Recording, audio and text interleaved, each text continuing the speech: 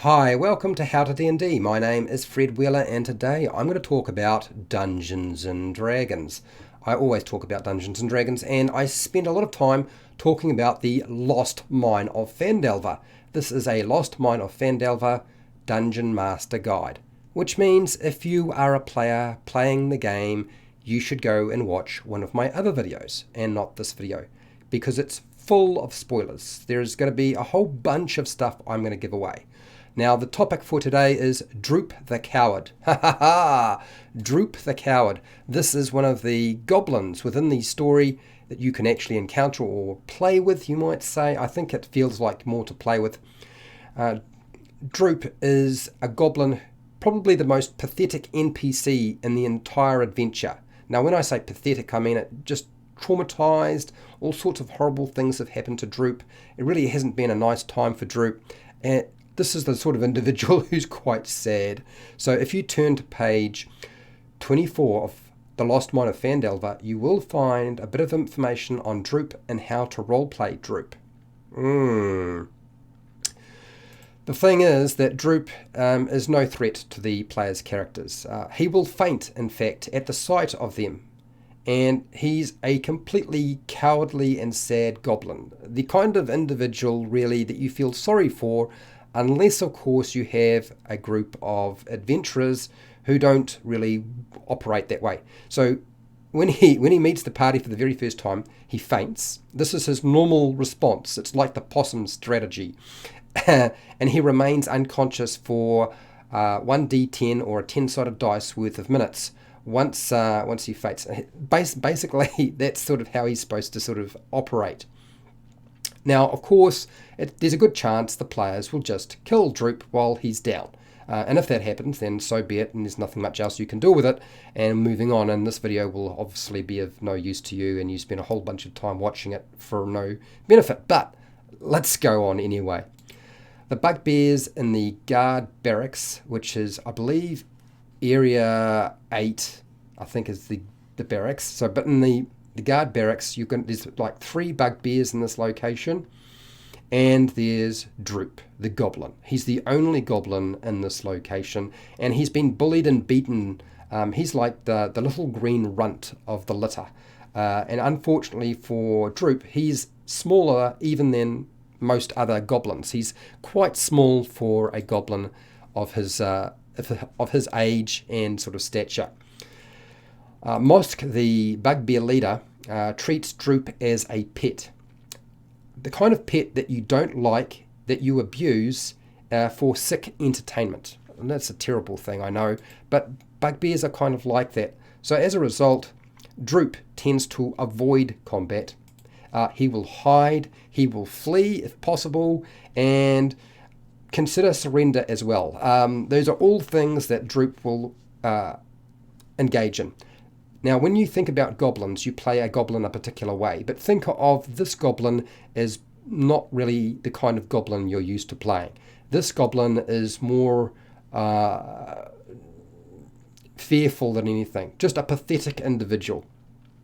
If ordered by the bugbears to fight, his tactic, provided all of his other tactics that I've talked about don't work, he will fight, but at disadvantage, which is not really going to be hugely useful to the bugbears, but they don't know this, do they? In fact, it doesn't really matter as far as they're concerned. They just expect him to do whatever they tell him to do. Now, Droop knows the general layout of the Red Brand hideout, including where the secret doors are and the traps. There's a problem, though, with asking Droop to explain anything to you, and that is, as a result of all of the terrible things that have happened to him, he doesn't offer information up freely. You have to prompt him. But he also tends to forget stuff, and this is a result of the constant beatings, and he's suffered brain damage and memory loss, and he gets confused very easily as a result of all of this. He has no ideals other than survival at all costs. So that's his ideal. His ideal is just to survive. If the world gives him something better than that, that would be nice, but survival is really the only thing he has left. That's how bleak his life has been. He's bonded to absolutely no one whatsoever, and that is because nobody's ever treated him well. He's afraid of literally everybody, so therefore he could not form a bond with anybody. Now, if you want to get loyalty out of Droop, that's much more likely if you are going to treat him well.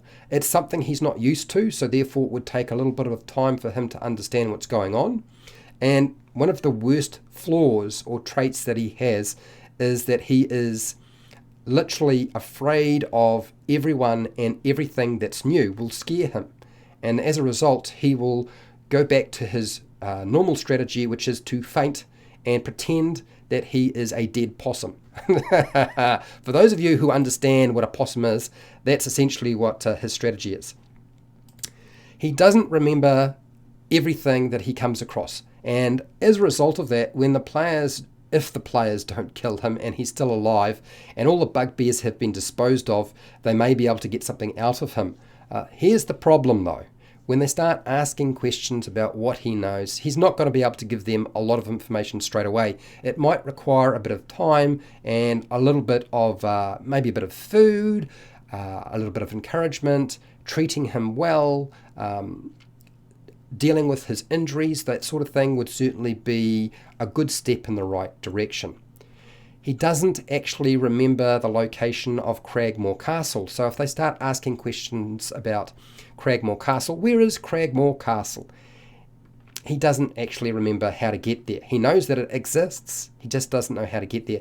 He might suggest, if you're really lucky, to ask a goblin patrol. Now he knows that there are goblin patrols around the Phandelver area, so it shouldn't be very difficult for them to actually find a goblin patrol, capture some of those goblins, and then ask them. Here's the problem for the group. Droop is actually a liability to everybody, including the party. They just don't know it yet. So if he winds up joining the group, which he could, and act as an NPC, as is described in the adventure itself near the beginning, you certainly could have him as an NPC. There's nothing wrong with doing that.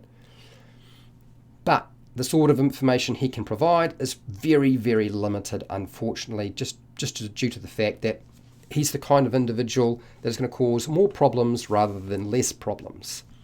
Okay, what sort of information can he tell the players' characters? Now, this is where I'm going to go off book and suggest that you can offer up some of the details that are already spelled out as being known by the red brands. So Droop might well know some of the details in the sidebar on page 20.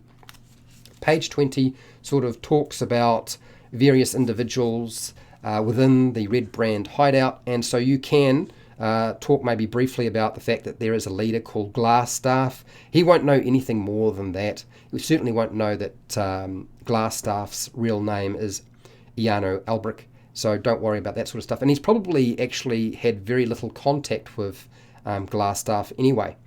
He might be aware, possibly, that there is a mysterious individual called the Black Spider. Now, he won't necessarily know that the Black Spiders hired the red brands, but he's part of the Cragmore hideout or Cragmore tribe's involvement with the Black Spider or Nesna, but that doesn't mean he will necessarily remember that. So when you give the players information regarding this sort of stuff, you need to sort of pull back on some of it. Don't reveal everything. He will know a little bit, but not quite as much as your normal goblin.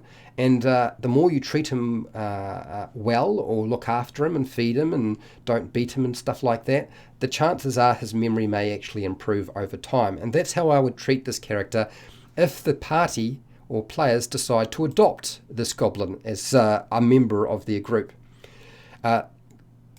Droop will certainly remember that there is a strange one-eyed monster or creature in the crevice running through the red brand hideout.